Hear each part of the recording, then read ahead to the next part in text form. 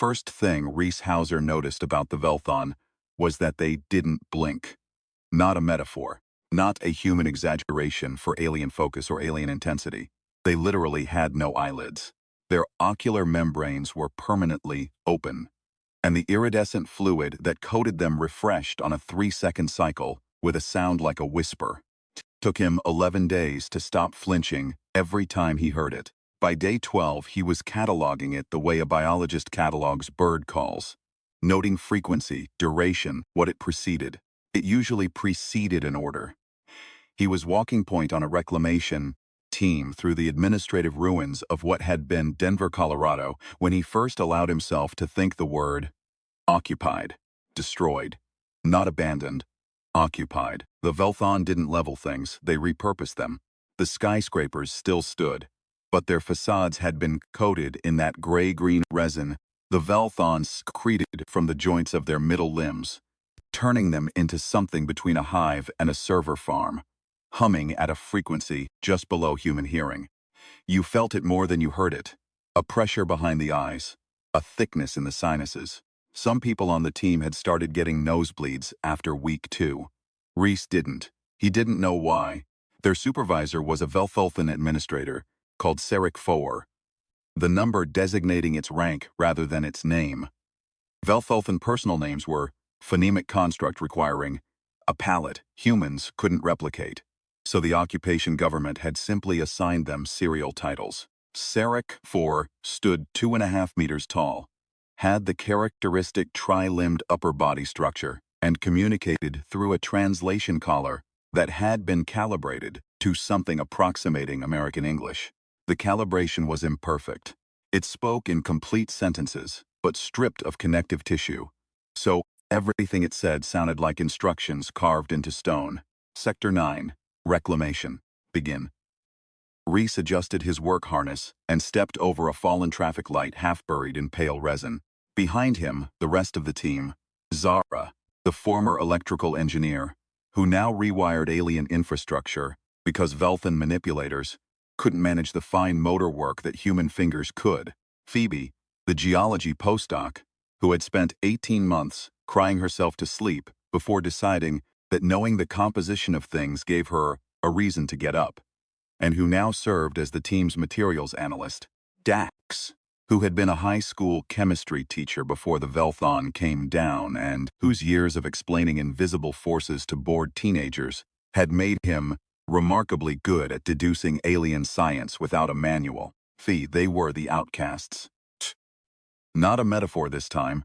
They were the people who hadn't fit into the resistance, the people who weren't fighters, who'd been told by various underground networks that their skills weren't useful enough to risk housing them. Academic, too soft, too weird. So they'd ended up here, doing reclamation for the Velthon, which was what the occupation government called the systematic salvage of human infrastructure for alien use. It was collaboration. Reese was not confused about that. He told himself every morning that what he was doing was survival, not collaboration, and most mornings he believed himself. The sector they were assigned to had been a university science complex, 4 buildings around a central quad, and in the middle of the quad, sitting in a depression that hadn't existed before the landing, was a Velthon resonance node, a column of dark mineral about 2 meters high, grown up through the concrete like a tooth through gum, pulsed with light in the deep blue spectrum. And when you stood within 4 meters of it, the pressure behind your eyes intensified to something approaching pain. Reese stood at the 4-meter mark and watched it. Dax appeared at his shoulder. "Third one this week," Dax said quietly. "Yeah, they're not power conduits. The ones in Sector 6 and 12 don't connect to anything, I checked." Reese turned to look at him. Dax was 52, had the posture of a man who'd spent decades bending over lab tables, and currently had a smear of alien resin on his left cheekbone that he hadn't noticed. His eyes, though, were the eyes of a man who had been building a theory. "What are they?" Reese asked. Dax glanced at Sarek 4, 20 meters away, cataloging structural damage on a handheld Velthon scanner. "I don't know yet," he said. "But they're not infrastructure. They're something else. They care about these things in a way they don't care about the power grid. Zara jogged over, her toolkit rattling. We've got a problem. The sub-basement electrical runs they want rerouted are adjacent to the node. Within the zone, she held up her fingers. 4 meters. They want me to work inside 4 meters. So work. You do it, Reese. I've had a nosebleed every day for a week. Yesterday, it didn't stop for 20 minutes. She looked at him steadily. You're the only one it doesn't touch. He noticed that too. He'd tried not to think too hard about it. Fine, he said. He picked up the toolkit and walked toward the node. The pressure intensified smoothly as he crossed the threshold, like stepping into deeper water. At 3 meters, it felt like a hand pressing flat against his forehead. At 2 meters, it had a quality. Not directional, not painful, but present in a way that made him aware of his own skull as a container. Like something was reading the label. He crouched by the electrical conduit housing and started tracing the run. His hands were steady. Behind his eyes, the pressure built, and then, and this was new, this hadn't happened before, it released. Not with pain, with something like a sigh. And in the aftermath of that release, the world looked slightly different. Not visually. The rubble was still rubble. The resin still gray-green. SciFi still standing 20 meters away with its scanner. He was aware of the node at his back the way you are aware of a fire. Warm, attentive, aimed at him. He finished the reroute in 40 minutes and walked back to the team without saying anything about any of it. That night, in the converted parking structure that served as their dormitory, he lay on his cot and stared at the ceiling and thought about the way SciFi had looked at him when he came back out of the zone. Just for a moment. 3-second ocular fluid refresh cycle in which the administrator's scanner went still, and its head oriented 15 degrees toward Reese, with a precision that had nothing to do with casual observation. Then it looked away. Then it dictated notes into its recorder. He thought, it knows, he thought. The question is whether knowing is dangerous. He decided to find out what the nodes actually were before it became dangerous. Dax had a theory by the end of the second week, but he delivered it the way he used to deliver chemistry lessons to students who would rather be anywhere else. Patiently, with visual aids, making no assumptions about what you already understood. They were gathered in a maintenance alcove off the main dormitory, eating reconstituted protein rations and pretending it was dinner. Dax had drawn his theory on the back of a reclamation manifest in grease pencil. The nodes resonate at a frequency that falls in a very specific range, he said. Below hearing, above what most mammals can feel. But the range overlaps with something. He tapped the drawing. Neural oscillation. Specifically, the frequency range associated with certain types of cognition, decision-making, pattern recognition, creativity. Phoebe stopped chewing. They're tuning us. I think they're testing, screening, looking for specific profiles in the population. He looked at Reese. You don't get nosebleeds. You don't get headaches. Worked inside the zone for 40 minutes and came out fine. I came out different, Reese said, because he had. He'd spent 2 days trying to articulate what was different and had arrived at this. He could feel the nodes now. Not one of them. All of them. The 3 in the sectors they'd been assigned, and more faintly, others. He could feel their positions the way you feel the sun through closed eyes. A warmth with a direction. Different how? Phoebe asked. He told them. There was a silence. Zara said, the Velthon don't use this tech on themselves. I've been watching. They route around the zones. Their own equipment doesn't go inside the 4-meter mark. Because it's not for them, Dax said. I think the nodes do something to certain human neurologies. Something the Velthon want. I think we're in a very large sorting process, and Reese has just been sorted. Reese looked at the grease pencil drawing. It was a circle with lines radiating from it, and at the end of each line, a small human figure. He thought about the energy, the attention, the way the node had felt like a fire at his back. He thought about SciFi's scanner going still. They're going to pull me out of the reclamation team, he said. Yes, Dax said. To do what? Nobody answered. Because none of them knew. And the absence of an answer was its own kind of answer. SciFi came for him on day 19, with 2 other Velthon he hadn't seen before. These were not administrators. Their resin coats were a different grade, denser, and they moved with the particular economy of motion that Reese had come to associate with function over interface. They were not here to manage. They were here to transport. He was given 20 minutes to collect his possessions, which took 4 because he didn't have any possessions worth the name. And then he was walked out of the parking structure dormitory in front of the whole team. He looked back once. Phoebe had her jaw set and her eyes hard in a way he recognized. It was the look she got when she was refusing to show fear in front of the Velthon. Dax had his hands in his pockets and was looking at the floor. Zara was looking directly at Reese, and in her expression he read something she didn't have the language for right now, something she'd have said plainly if the 2 of them had been alone. "Come back." He nodded once. Pained. He didn't know if he meant it as a promise or a goodbye, and he suspected she didn't know either. They walked him to a vehicle. Velthon Transport, a low wedge shape that moved on magnetic suspension a foot off the ground, and they drove him north, out of the occupied city and into the mountains. For 2 hours. He watched the landscape through the translucent hull and thought about his father, who had been a chemistry teacher, who had spent the first 3 days of the occupation in the school lab. Because he didn't know where else to go. Because the lab was the place where things could be understood. He thought, I know how that felt now. The facility they brought him to had been a federal research installation before the occupation. Now it had the same gray-green resin coating on its exterior, and the same deep blue resonance nodes, 6 of them, positioned around the perimeter like landmarks, or like guards. Pressure they produced in aggregate was not painful to him, but it was encompassing, a field rather than a point, and inside that field, his awareness of them was very precise. He knew the exact distance to each one. He knew, without being able to explain how he knew, that they were all calibrated to the same base frequency. He was brought to a room, not a cell. The door was not locked, and there was a window and a chair and a desk with a lamp that actually worked. He sat down. A Velthon he hadn't met before entered and stood across the room.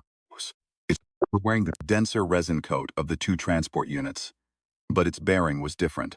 It watched him for a long moment with those unblinking eyes. The translation chowler it wore was a different model, higher calibration. When it spoke, the English that came out had connective tissue in it, had inflection. You are Reese Hoser. Yes, you have been assessed as a resonant. Do you know what that means? No. It means the nodes have established a sympathetic link with your neural architecture, a rare compatibility. Out of this occupied territory we have found 4. You are the 4th. Reese thought about Dax's drawing, the circle and the radiating lines. 4 figures at the ends of 4 lines. What do you want from me? The Velthan was quiet for a moment. The way it was quiet felt considered, not empty. We want to offer you power, it said. Real power. Influence within the occupation administration. Privileges. Safety for your reclamation team. In exchange for a function. What function? The nodes can be activated. Full resonance. A Velthon resonant node network. 4 nodes. 4 compatible human minds. Produces a cognitive field that extends over an occupied territory. Field that influences the human population, dampens resistance, smooths compliance. Not mind control, it paused. Like weather. A pressure in a particular direction. The room was very quiet. You want to use us to pacify the population, Reese said. We want to offer you a choice. Cooperation or replacement. We will find other resonants, it takes time. But we will find them. He looked at the desk. There was a scuff on its surface that looked exactly like the scuff on the desk in his father's classroom. Same angle, same arc. Probably from a student's heel kicking it at the same height every day for years. He thought about students. He thought about a population. He thought about weather. I need to think, he said. 3 days.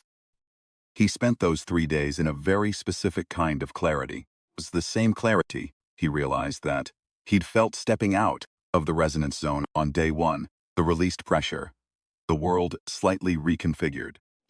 In the perimeter were attuned to him now, and He was attuned to them, and the back and forth of that attunement had been building since the first day in the quad.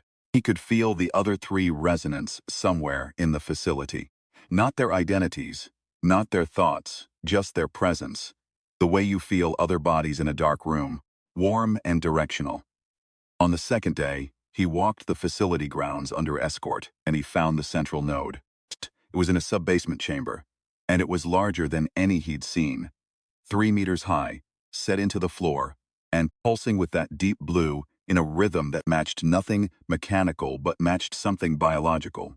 His heartbeat, when he stood close enough, adjusted to it. He stood there for a long time.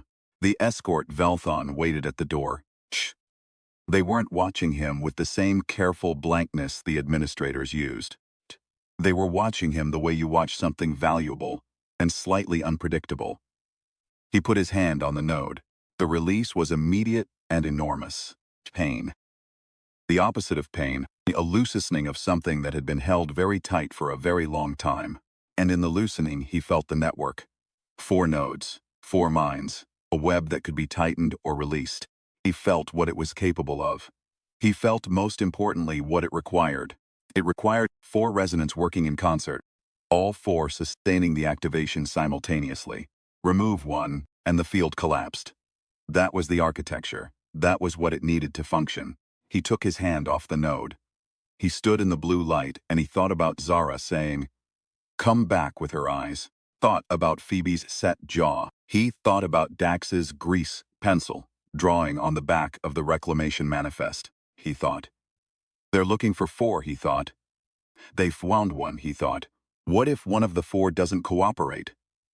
On the third day, he asked to meet the other 3 resonants. The Velthon administrator with the calibrated collar. He'd started thinking of it as the liaison, for lack of a name. Considered this request for a long moment, those transparent eyes refreshing with that soft whisper of a sound. Then it agreed. Carefully, he thought. Shh. With the care of something that had calculated the risk and decided it was acceptable. The others were brought to a common room. A woman in her mid-30s named Cassandre, who had been a pediatric surgeon, a teenage boy named Lupe, who looked lost and scared in a way that cut straight through Reese's chest, and a man in his 60s named Soriano, former city planner, who sat with his arms crossed and his expression flat, and said nothing until everyone else had introduced themselves. Then Soriano said, "They haven't explained it to you the same way." Cassandre said, "They offered me my hospital back. Full medical supplies, protection," Lupe said. "They said if I didn't, they said." He stopped. He was maybe 16. Reese looked at him for a moment. He thought about what it meant to be 16, and occupied and scared, and sorted out by an alien machine, and brought here without explanation. He thought about what he would have needed at 16, which was not a plan or a speech, but just someone to be calm in the room with him. He said quietly, "You don't have to decide anything right now." Lupe looked at him. Something in the look was the same thing Zara's eyes had been. "You're the one who knows what to do." He didn't know if that was true. He was working on it. "The network requires all 4 of us," Reese said to the room. "That's not my theory. I touched the node yesterday and felt the architecture. It's all 4 or nothing. They can't activate it with 3. Soriano uncrossed his arms, almost imperceptibly. Cassandre said, "You're saying one refusal kills it. One sustained refusal. They could replace us. They said so. That takes time, and if we all refuse, they replace all 4, and that takes longer." He paused. "But that's not the plan." "What's the plan?" Cassandra asked. He told them. The plan was this: not all 4 refuse, and not all 4 cooperate. The plan was for 3 of them to agree. To go through the activation ceremony, to touch the node, to begin the synchronization process that the Velthon needed. The ceremony, according to what he'd read from the node architecture, required a preparatory phase, 48 hours of individual exposure to the central node, each resonant calibrated in sequence, each one attuning to the frequency before the full activation. During the preparatory phase, each resonant would be alone with the central node. No other resonance present. The Velthon would be monitoring. But what they would be monitoring for was attunement signal. The right frequency of neural resonance, building toward the activation threshold. What they would not be monitoring for, because they had no reason to, was what a resonant could do to a node from the inside. Reese had put his hand on the node and felt the network. He had felt what it needed. He had also felt what it feared. Because something that complex, something that was essentially a cognitive infrastructure, had an architecture of vulnerabilities, the same way any system had vulnerabilities. And one of those vulnerabilities was this. The central node could be detuned, broken, not destroyed, recalibrated, from the inside, by a mind that had been in contact with it long enough to understand its frequency. If the central node was detuned before the fourth resonant, the last one in the sequence, went through their preparatory phase, the network would not activate. It would attempt to activate, produce a massive resonance pulse that would be read by every Velthon monitoring system in the territory as a successful activation. And then it would collapse. The collapse would not harm the resonance. He was very sure about that, about the blast radius for the Velthon monitoring equipment. But he thought it would be significant. He thought it would, in fact, be catastrophic for the occupation's primary infrastructure in this territory, which ran through a shared network with the resonance nodes, and would not be isolated from the collapse pulse, going to blow up their communications network. Soriano said. I'm going to let them do it to themselves, Reese said. Shh. They want this so badly. They've been willing to scout an entire occupied territory for 4 specific people. That need is the vulnerability. The more they want it, the harder they push toward activation. The bigger the pulse, the bigger the collapse. Cassandre looked at him for a long time. Goes last. Me, he said. I'm the 4th. I go last. I don't attune. Or I attune wrong, enough to trigger the activation sequence without completing it. The 3 of you will be in your individual preparatory chambers, isolated. You won't be near the pulse. You'll walk out. And you? He thought about Zara's eyes. He thought about come back. I'll be at the central node, he said. I've been at the central node. I know what to do. Lupi said, what if you can't walk out? He didn't answer that, because the answer was that it didn't matter, and saying so would scare the boy more than silence would. Instead, he said, have you ever had something you were good at that you didn't understand? Lupe thought about it. I used to be able to look at a room and just know if the walls were load-bearing. I don't know how I knew. My uncle said I was wasting it. You weren't wasting it. You just hadn't found the right building yet. Reese looked at the rest of them. I can feel these nodes. I've felt them since day 1 in that quad, and I've been trying not to think about it. This is what I'm for. It was the most he'd said about himself in months.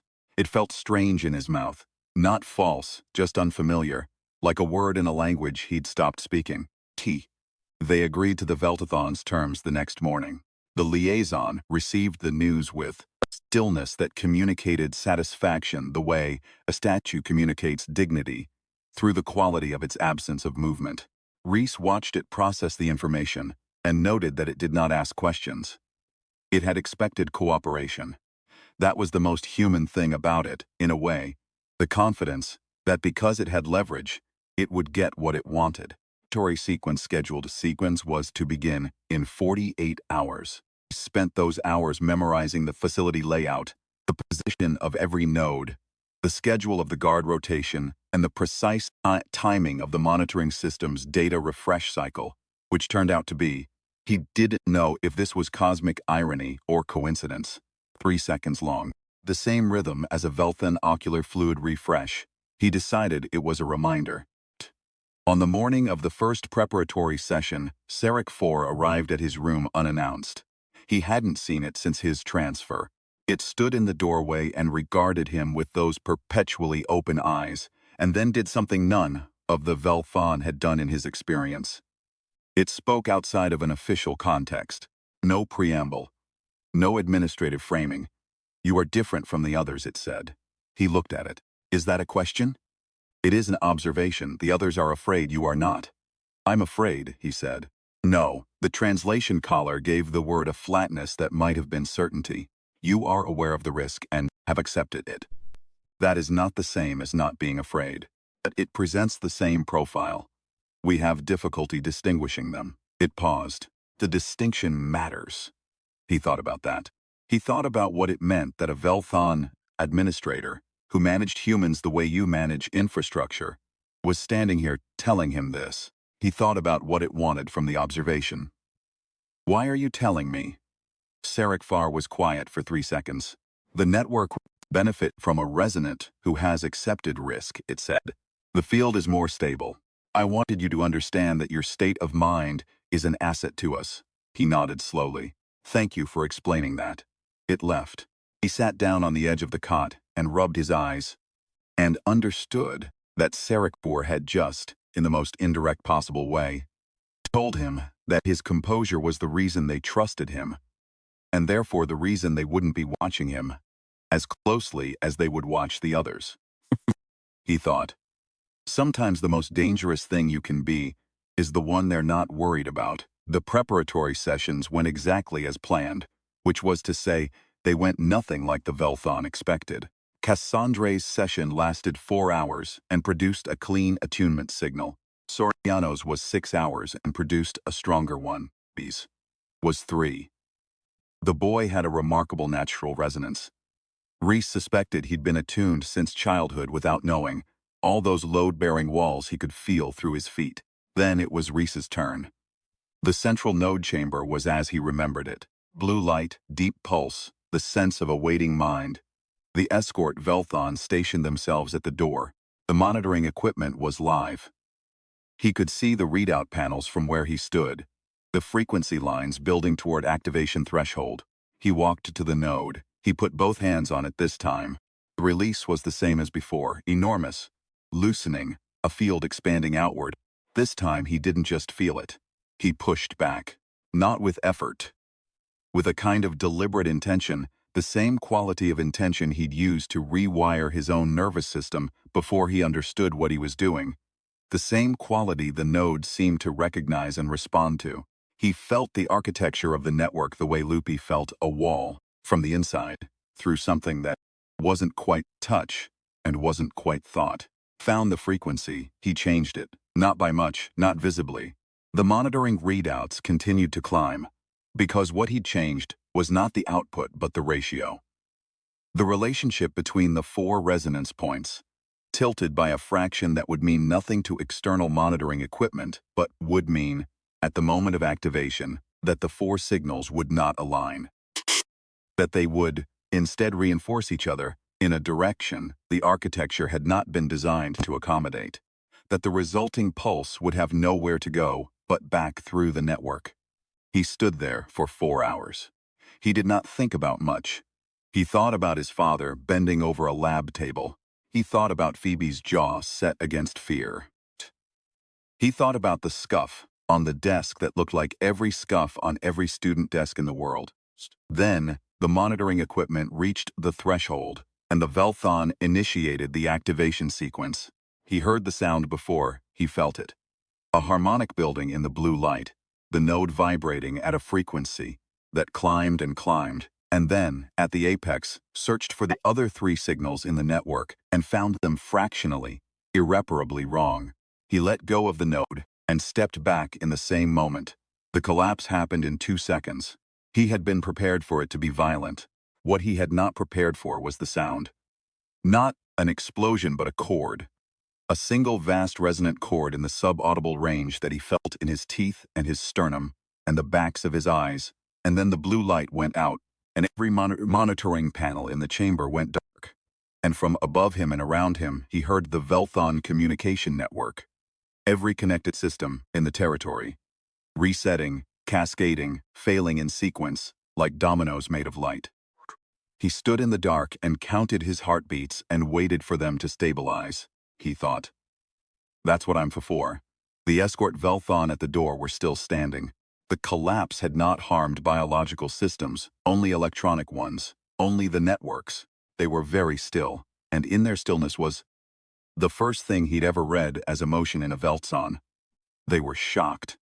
They did not know what had happened. Their monitoring equipment had shown activation right.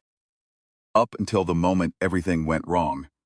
And their training, Their deeply certain confidence of leverage training had not included a scenario in which the asset they had specifically acquired turned the tool against the toolmaker. Seek. Sarek 4 appeared in the doorway behind the escort units. They looked at each other in the dark. The blue light was gone, but there were emergency panels in the ceiling. Human infrastructure that the Velthon hadn't bothered to replace stood in yellow emergency light and held Sarek 4's gaze. 3 seconds. Fluid refresh. The administrator's scanner was still in its hand and perfectly inert. "You are different from the others," Sarek 4 said again. "I told you," Rhys said. "I was afraid." He walked past them to the door. He didn't run. There was no point in running. The facility would lock down in minutes, and he had not expected to simply walk out. That had never been part of the plan. The plan had been to make something happen that was larger than his own exit. Something that would be true regardless of what happened to him next. Something that the resistance movements he'd been too soft and too weird for could use. What he had not counted on was the ground shaking. It started as he reached the corridor outside the chamber. A vibration from deep below, from the node foundations. From whatever geological work the Velthon had done to anchor their resonance network to the bedrock of this territory. The collapse pulse had traveled. It had gone back through the network.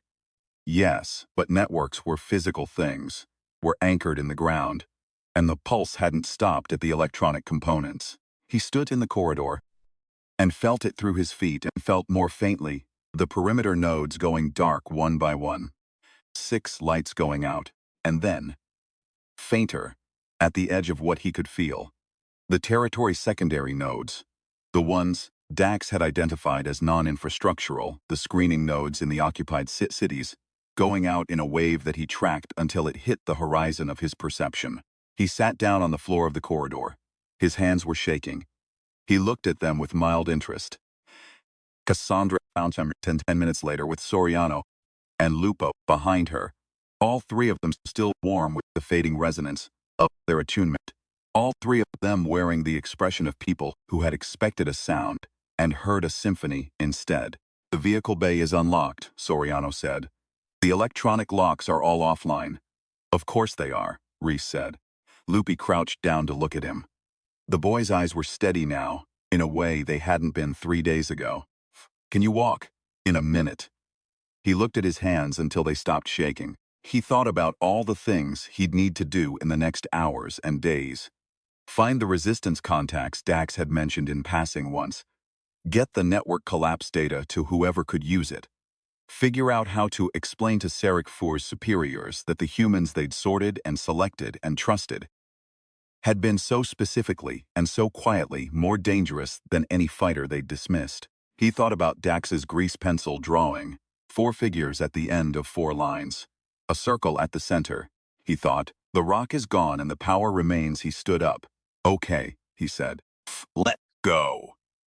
They came down out of the mountains as the sun was setting, in a Velthon transport that Soriano drove with the particular confidence of a man who had spent 30 years planning city infrastructure and understood vehicle systems as just another kind of infrastructure. The magnetic suspension still worked. The communications array did not. Rhys sat in the back and watched the occupied city approach from the high road. The gray-green resin on the towers caught the last light and turned its strange colors, amber and rust, and in the failing daylight it looked almost like, not home, not that, but something he could work with, something with bones he recognized.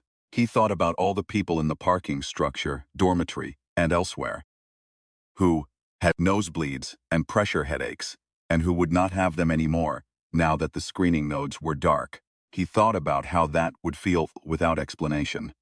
A lifting, a release. A sense of something stepping back that you hadn't consciously known was leaning on you. He thought about his father in the chemistry lab, explaining invisible forces. "When we get back," Cassandra said from the front passenger seat. "I need to find my hospital. When we get back," Soriano said, "I need to find a map, a current one. I need to understand what they've done to the city grid." "When we get back," Lupi said, "I want to tell my uncle he was wrong." He said it quietly, not bitterly. The way you say something that's just become true.